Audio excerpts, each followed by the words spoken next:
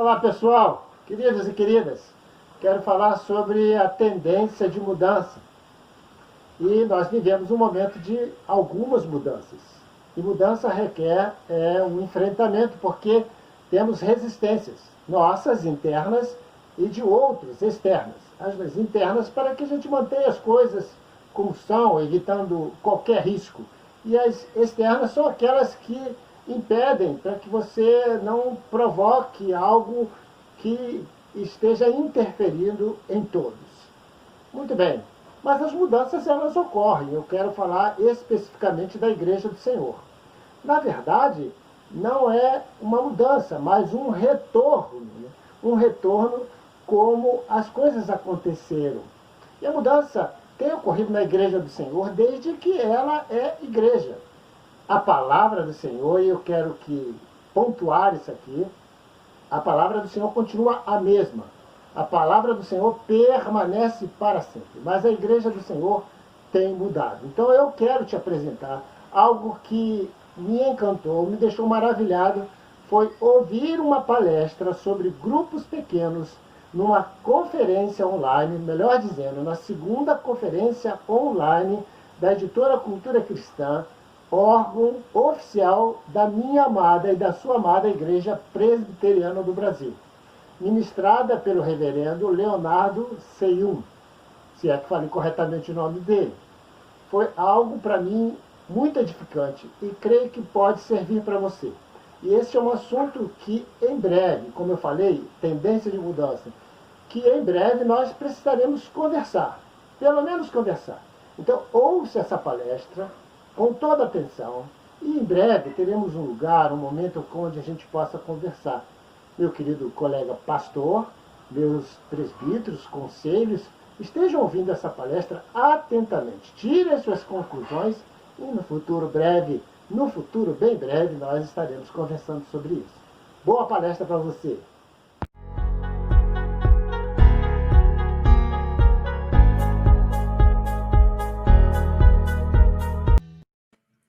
Mestres para este tempo. Esta é a segunda etapa da segunda conferência Cultura Cristã Online, organizada pelo CECEP, que é o Conselho de Educação Cristã e Publicações da Igreja Presbiteriana do Brasil, e pela editora Cultura Cristã, a editora oficial da IPV. E agora eu tenho a grande alegria de anunciar o palestrante desta noite, o reverendo Leonardo Seyum, é pastor da Igreja Presbiteriana da Gávea. Lá está o Leonardo Seyum. Está me ouvindo aí, Seyum?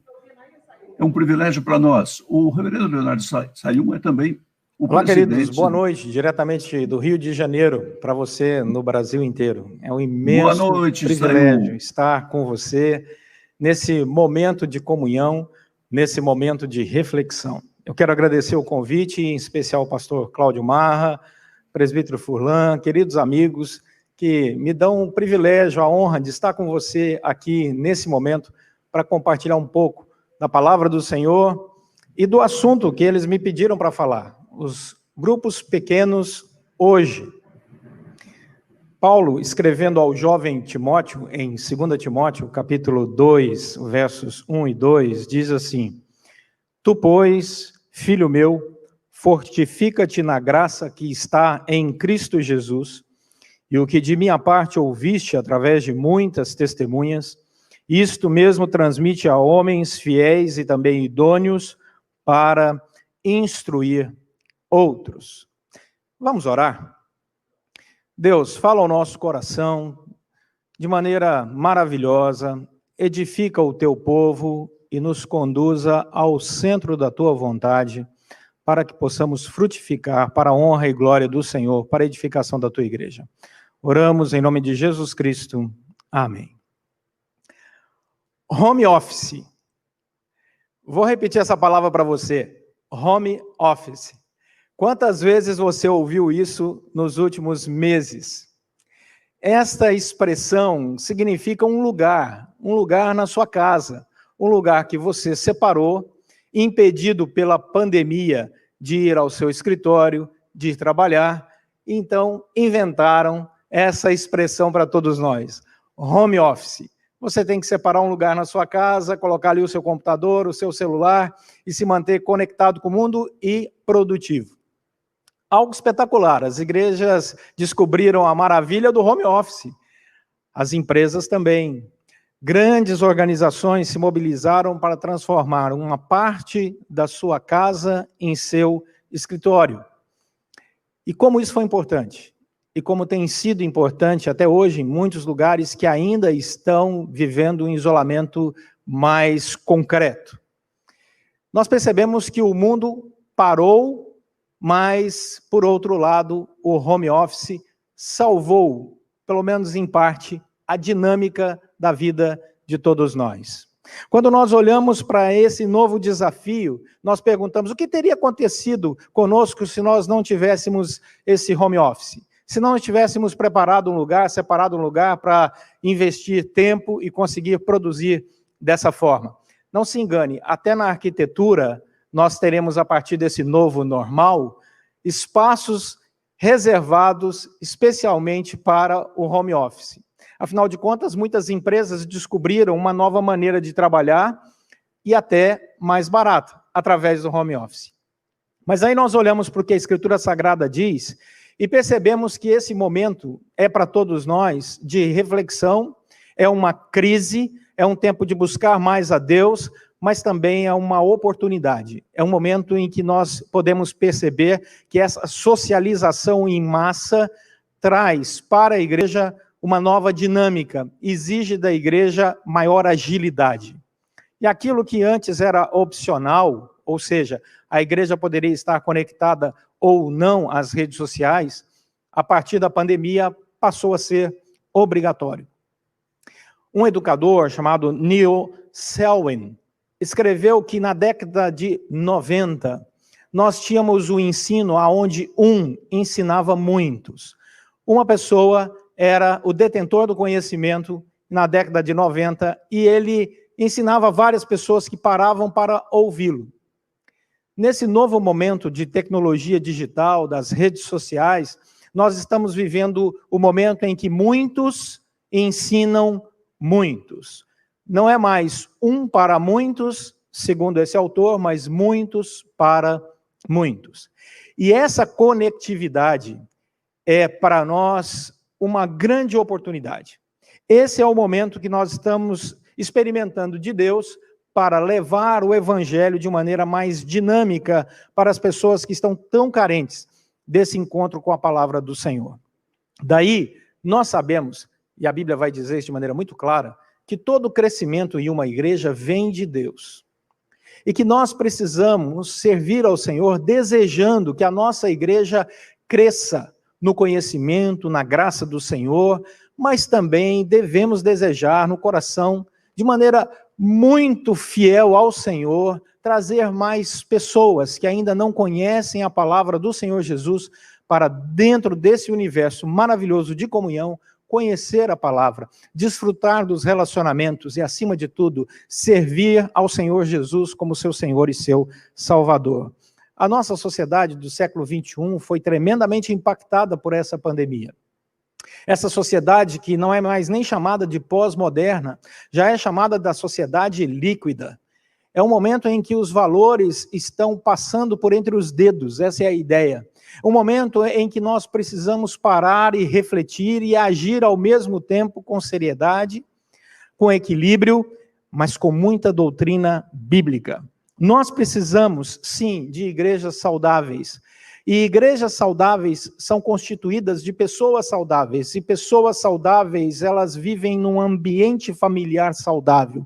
E esse ambiente familiar saudável, ele deve ser um lugar onde a palavra do Senhor é testemunhal para familiares, para amigos, para todas as pessoas que convivem com essa família que já conhece o Senhor Jesus. Por isso, quando nós pensamos em grupos pequenos, nós pensamos numa resposta a esse momento. Nós pensamos numa estratégia a partir de princípios bíblicos e não de modelos mágicos. Nós vivemos hoje, infelizmente, em muitos lugares, a busca de modelos mágicos. Pessoas que querem dinamizar a sua vida espiritual, líderes que querem dinamizar a sua igreja e começam a focar numa série de modelos e a tentar repetir modelos que vêm de vários lugares, com contextos diferentes. E isso é desastroso na vida da igreja. A igreja não pode buscar modelos mágicos para servir ao Senhor, até com uma intenção de servir o Senhor de maneira melhor. Não, a igreja precisa ler o seu contexto social, ler a sua sociedade, perceber como as pessoas estão carentes da palavra do Senhor e quais são as melhores formas para você levar essa palavra do Senhor a esses corações. Nós somos uma igreja em missão. Esta é a grande visão de Deus para a sua igreja.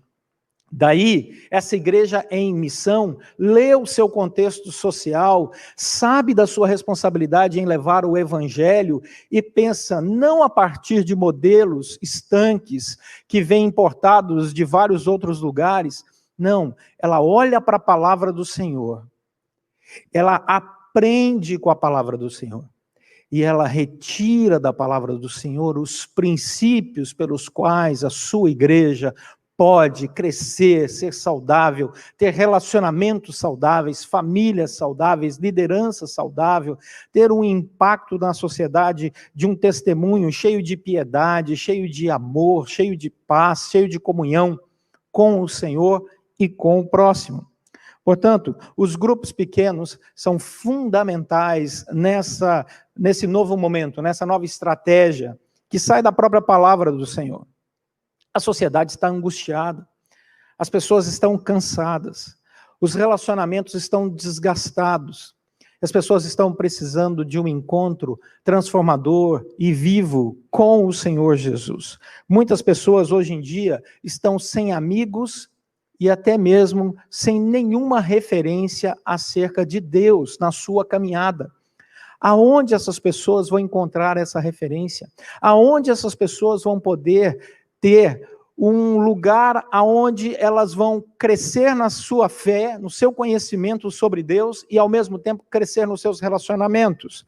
Há uma dimensão que é horizontal e há também uma dimensão que é vertical. E ela exige uma amizade e uma oração e uma amizade. É esse contato mútuo, proativo, que a igreja precisa dar para as pessoas como uma resposta à ansiedade a partir do evangelho, mostrando para as pessoas que a ansiedade delas, a depressão delas, a tristeza delas, nesse aspecto espiritual. Nós sabemos que existem outros fatores acerca de geradores de depressão e ansiedade, mas não quero entrar nesses detalhes. Eu estou falando de maneira mais geral.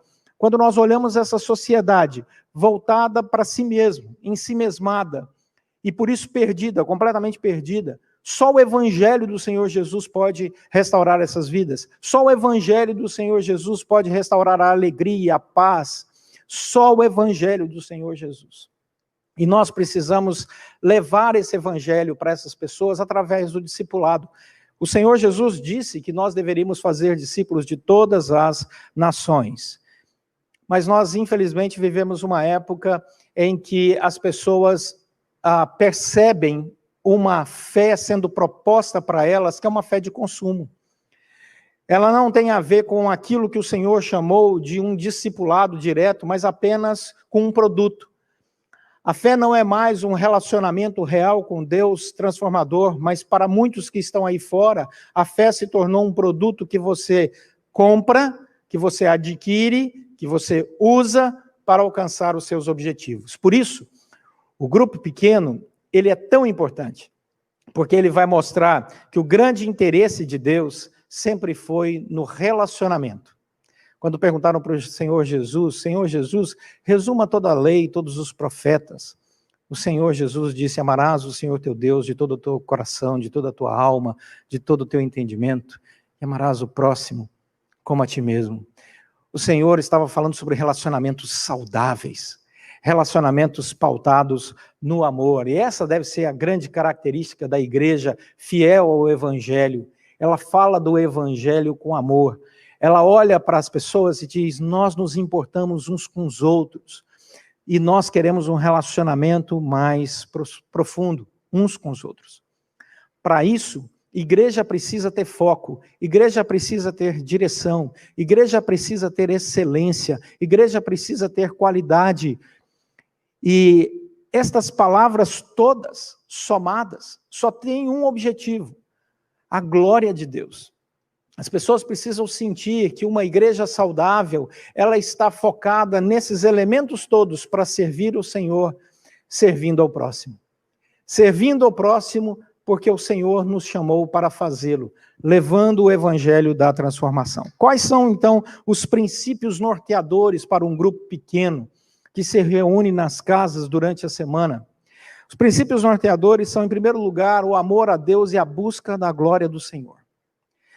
O amor à palavra do Senhor, à doutrina do Senhor e o interesse em ensinar essa palavra e essa doutrina aos corações. O amor ao próximo através das boas obras, da generosidade, da amizade, do abraço, da compreensão, do perdão, da caminhada como família da fé. Nós precisamos ter como princípio nos nossos relacionamentos o perdão, a fé, a esperança, e a certeza de que Deus está no controle de todas as coisas para retirar do coração de cada um esta ansiedade, essa tristeza, esse medo, e a certeza de que no relacionamento com o Senhor nós vamos crescer. A igreja não pode viver apenas do seu nome. A igreja tem que viver pela sua fé no Senhor Jesus Cristo, e a partir daí o seu nome será um nome bem conhecido. Foi assim que aconteceu na igreja em Atos. Mas quando nós olhamos, por exemplo, para Apocalipse capítulo 3, nós encontramos a igreja de Sardes. E a palavra do Senhor vai nos dizer que o Senhor olha para aquela igreja e diz, eu conheço as tuas obras, vocês têm nome de que vives, mas vocês estão mortos. Essa igreja está morta. Porque era uma igreja fria, era uma igreja que não olhava mais para esse grande amor de Deus, desejando servir a Deus com fidelidade doutrinária, com firmeza na sua palavra, com interesse para com o próximo, no discipulado, no acolhimento, na caminhada. Quando nós temos grupos pequenos, essa igreja manifesta como família da fé, todos esses belos sentimentos que são bíblicos, debaixo dessa sã doutrina que Deus nos chamou para viver. E isso dinamiza a vida da igreja. Uma igreja voltada para grupos pequenos é uma igreja dinâmica, ela consegue responder rapidamente às necessidades do grupo. Quando você tem um grupo pequeno, você interage melhor. Pesquisas mostram que pessoas que participam de grupos pequenos são os que mais frequentam a igreja aos domingos.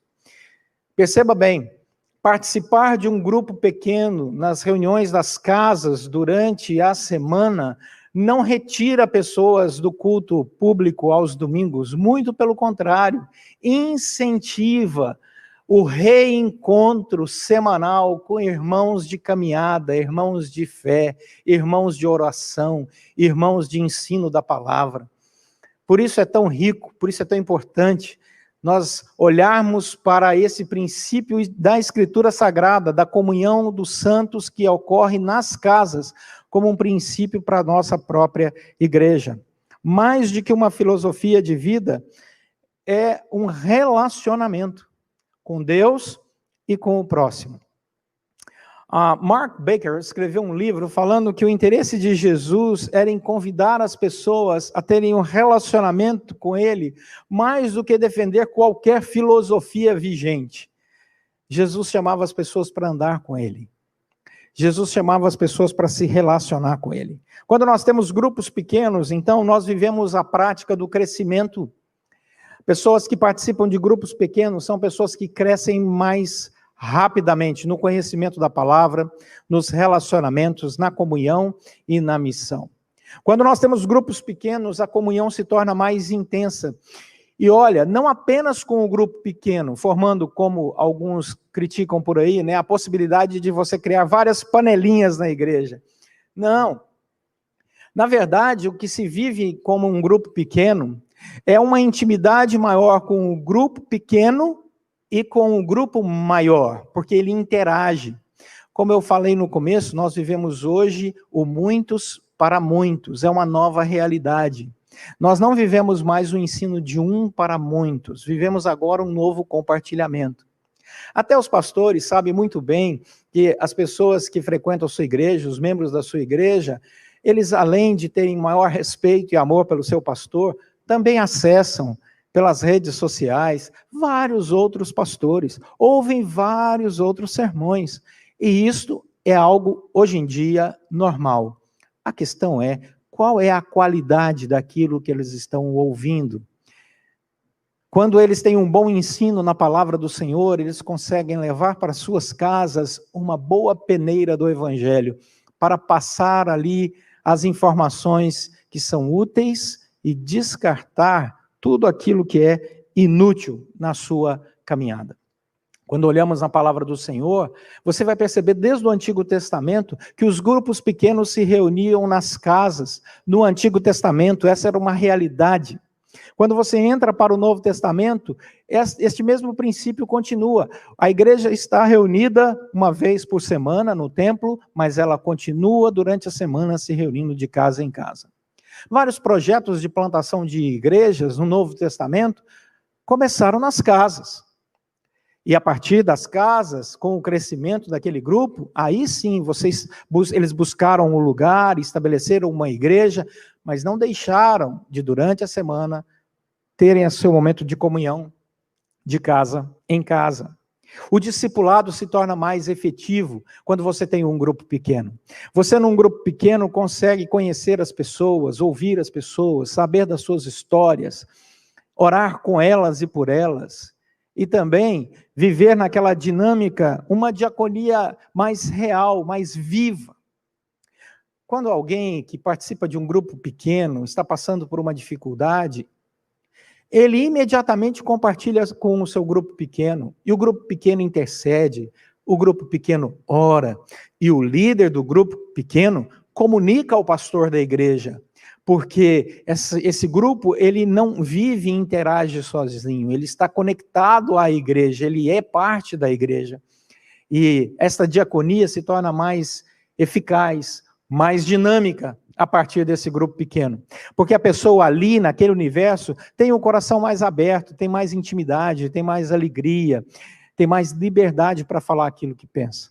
A evangelização, ela acontece num grupo pequeno, numa velocidade muito grande. Porque através desse grupo pequeno, você pode chamar familiares e amigos que muitas vezes têm resistência a participar de um culto na igreja, por exemplo. Eles não conhecem as músicas, a dinâmica, a liturgia, é muita gente reunida. Então, muitas vezes, você tenta convidar um familiar, um amigo, para ir à igreja ao domingo, e essa pessoa simplesmente diz, não, eu não quero, eu tenho vergonha, e ela não vai. Mas se você convida esse amigo, se você convida esse familiar, diz assim, olha, quarta-feira à noite, um grupo pequeno vai lá em casa, é um momento em que nós abrimos a Bíblia, oramos juntos, temos até um lanchinho lá no final da nossa reunião, eu queria tanto que você fosse, a porta se torna muito mais larga, e a possibilidade de evangelização, ela cresce. A resposta a esse convite é muito mais fácil. E quando essa pessoa participa daquela primeira reunião, vê um ambiente gostoso, ali de pessoas que defendem a mesma fé, oram umas pelas outras, respeitam umas às outras, amam umas às outras, ela, com o passar do tempo, tem interesse em ir até a igreja. Nós temos essa experiência ao longo do nosso ministério com centenas de pessoas, que entraram pelas portas da igreja, mas antes disso, entraram pelas portas de um grupo pequeno. E depois, quiseram, por elas mesmas, conhecer que igreja é essa, que lugar é esse, eu quero ir lá. porque agora podiam entrar pela porta da igreja, e podem entrar pela porta da igreja com o seu grupo, com seus amigos. Ele não se sente mais, como se diz, um peixe fora d'água. Ele tem amigos, e eles sentam juntos, e eles compartilham ali daquele momento de comunhão maior com a igreja. E aquela pessoa que está sendo evangelizada é apresentada ao pastor, é apresentada aos presbíteros, é apresentada à liderança, e ela se sente bem, e ela retorna. Portanto, a evangelização num grupo pequeno, ela é fluida, ela é natural, e ela é extremamente importante. Quando nós olhamos, por exemplo, o relato de Pedro sendo livre da prisão, lá em Atos capítulo 12, nós percebemos que a primeira coisa que Pedro foi se dirigir até a casa de Maria. E quando ele chegou lá, ele encontrou os irmãos que estavam ali reunidos. O Dr. John Stott diz o seguinte sobre esse texto: o fato de que lhe parecia natural ir diretamente para lá sugere que aquela casa era um local de reunião muito conhecido e até principal dos crentes de Jerusalém. Era um lugar conhecido e até principal de reunião daqueles irmãos. A Howard Marshall, também comentando esse mesmo texto, diz: embora fosse tarde da noite, muitas pessoas estavam ali reunidas e dedicavam o seu tempo à oração. Aqui temos uma das referências, diz Marshall, incidentais que demonstram que os cristãos primitivos oravam ali noite adentro. Esse é um dos grandes exemplos da Escritura Sagrada, desse processo natural de que eu preciso de comunhão, vou ao grupo pequeno. Eu preciso de apoio, vou ao grupo pequeno. Eu quero orar, eu sei aonde o meu povo está reunido durante a semana. No Novo Testamento, a casa é um lugar de reunião do povo de Deus. A casa de Lídia em Filipos foi importantíssima para que a igreja de Filipos crescesse e até depois fosse uma bênção no ministério do apóstolo Paulo, sustentando o apóstolo Paulo nas suas necessidades. A casa de Áquila e Priscila também foi uma casa extremamente importante na cidade de Éfeso. A igreja se reunia na casa deles, mas a igreja também se reunia no templo. E aqui, no texto que nós lemos, nós vemos o apóstolo Paulo se dirigindo a Timóteo, um jovem pastor numa cidade grande, numa cidade cosmopolita da época, uma cidade que tinha uma série de problemas. E ele abre o coração para o apóstolo Paulo, e o apóstolo Paulo diz a Timóteo que ele precisa fortificar-se na graça que está em Cristo Jesus, mas precisa ter foco ministerial. E ele diz para Timóteo: o que você ouviu da minha parte, transmite também a homens fiéis e também idôneos. Sabe para quê? Para que estes homens fiéis e idôneos possam instruir outras pessoas. Essa é a dinâmica do discipulado. Essa é a dinâmica bíblica para o crescimento de uma igreja saudável. Assim, nós precisamos de líderes que tenham esse foco ministerial, que sejam discipulados pelos seus pastores, preparados pelos seus pastores, acompanhados pelos seus pastores, para que ele possa servir os grupos pequenos, não apenas os grupos pequenos, mas tantos outros departamentos que a igreja tem. Porque uma coisa muito importante é que a igreja, ela tem essa pluralidade de serviço maravilhoso que o Senhor Deus colocou sobre o seu corpo. Nós somos membros diferentes e servimos a Deus de maneira diferente dentro dessa igreja. São vários os ministérios, né? Nós temos as crianças, nós temos os pré-adolescentes, nós temos os adolescentes, nós temos os jovens, nós temos muitos departamentos para olhar para esses nossos queridos. Nós temos a junta diaconal, nós temos a escola dominical. Todos eles devem ser mantidos.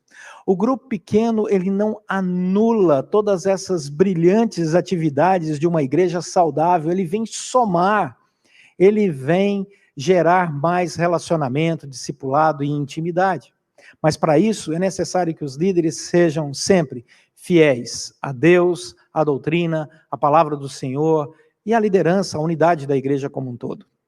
Assim, nós precisamos de líderes, quando eles vão liderar esses grupos pequenos, que sejam comprometidos com a visão e os valores da sua igreja local. Nós precisamos de líderes que sejam comprometidos com o pastoreio da sua célula, do seu grupo pequeno, do seu pequeno grupo, esse grupo que se reúne. Infelizmente, nós vemos muitas pessoas que se perdem ao estudar esse assunto em pequenas designações, quando na verdade esquece que não é o modelo, como eu disse, é o princípio.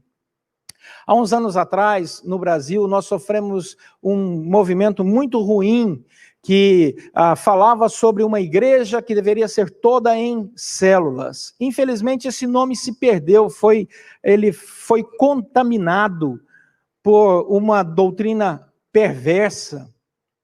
E muitas igrejas deixaram de investir em grupos pequenos, em grupos de comunhão, com medo dessa perversidade, dessa estratégia horrorosa que foi criada a partir de uma péssima teologia.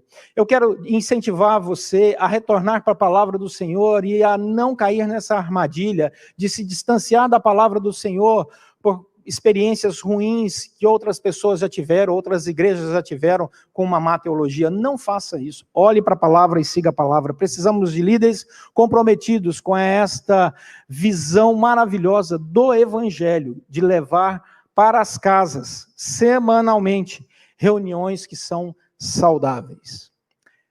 Daí, nós estamos vivendo esse momento, e a pergunta é, como fazer nesse momento? Os grupos pequenos, eles devem se reunir uma vez por semana, e uma experiência que nós temos aqui é que todo o estudo do grupo pequeno é feito pelo pastor. Os líderes recebem o estudo do pastor. E o estudo sai a partir do sermão que foi pregado no domingo.